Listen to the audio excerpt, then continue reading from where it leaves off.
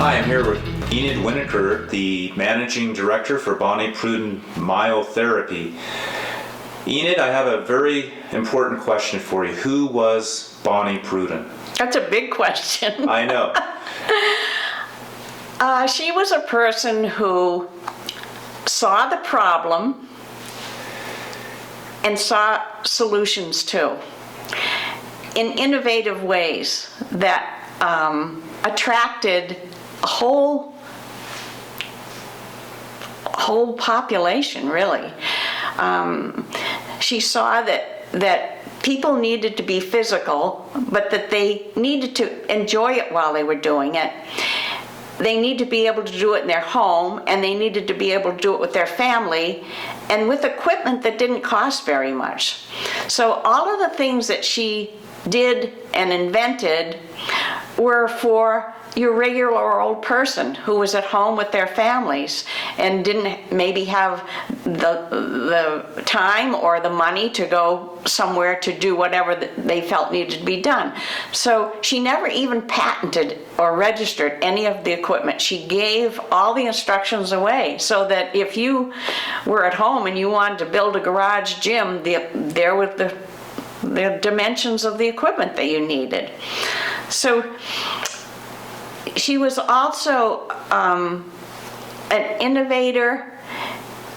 She saw she saw beyond herself, and she felt that fitness needed to be not only you being fit, but the reasons for being fit should also have a patriotic bent to it.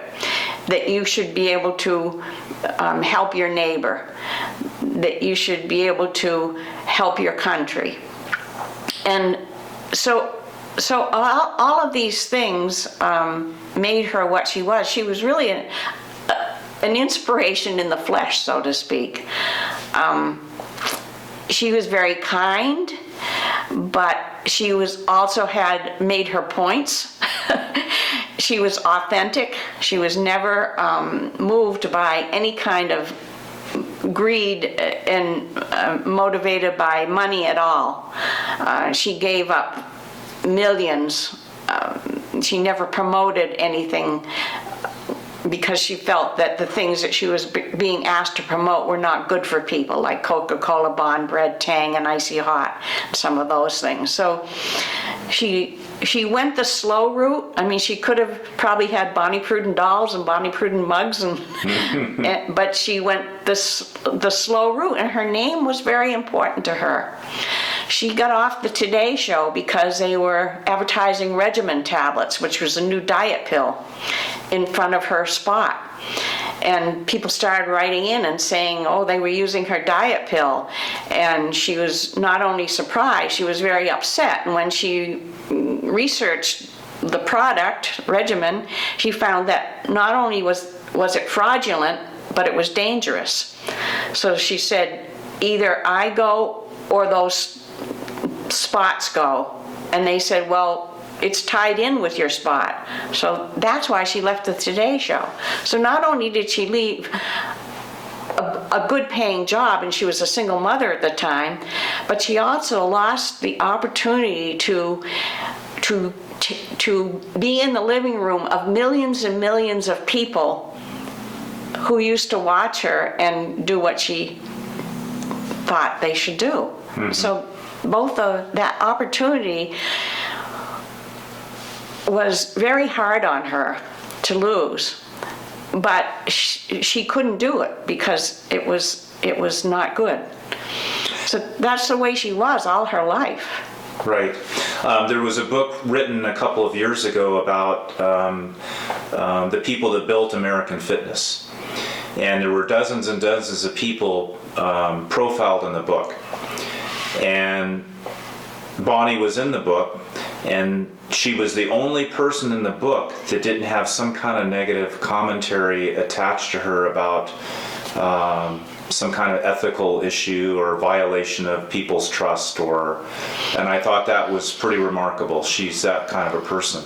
Well, there's somebody else who's writing another book on the cultural history of fitness. And when I was talking with him the first time on the phone, he asked the question that you just asked, what was Bonnie like? But then he said to me, you know, I've read everything I can find about Bonnie and there's nothing negative. And there wasn't. There was nothing negative. Mm-hmm. You could make something up if you wanted, but there really wasn't anything negative.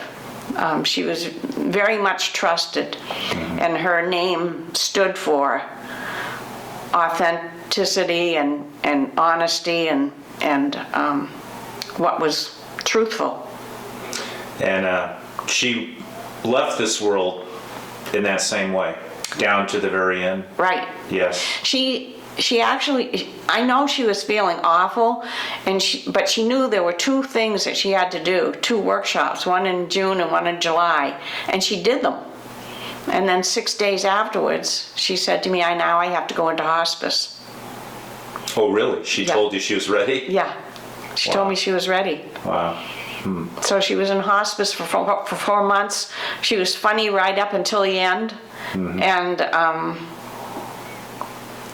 what more can I say? So and when she was on her way out here to Tucson, she had 4 heart attacks. And when she got here,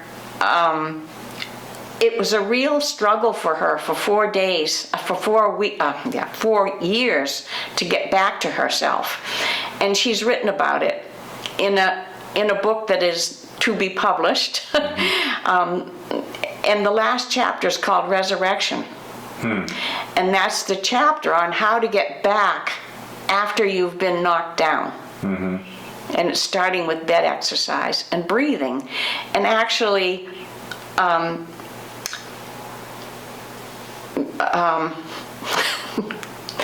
in your own mind, thinking about moving certain muscles in certain ways. So you do the thing in your head, and then when you're able to, you start doing it, actually moving.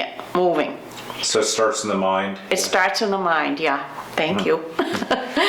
So did she basically just work herself almost to death then? Is that what triggered those heart situations? Yeah, back in, I would say, the late 80s, she started to get something called angioneurotic edema. And the doctors said, yes, we know what it is, but we don't know what to do about it, until she met a homeopathic doctor who was also an MD, and he said, yes, we know what it is and we know what to do about it. You fried your adrenals. And basically what he did was, every time she went to see him, he would give her a prescription. And on the prescription, it would be in big red letters, it would say rest. Wow. Bonnie never rested. If there was a few minutes to do something, she found something to do in it. And for years, for most of her life, she was under terrific stress of one kind or another, which I won't go into. Right. But yeah, and I can remember her when she wrote the Exersex book, which was in the early 70s.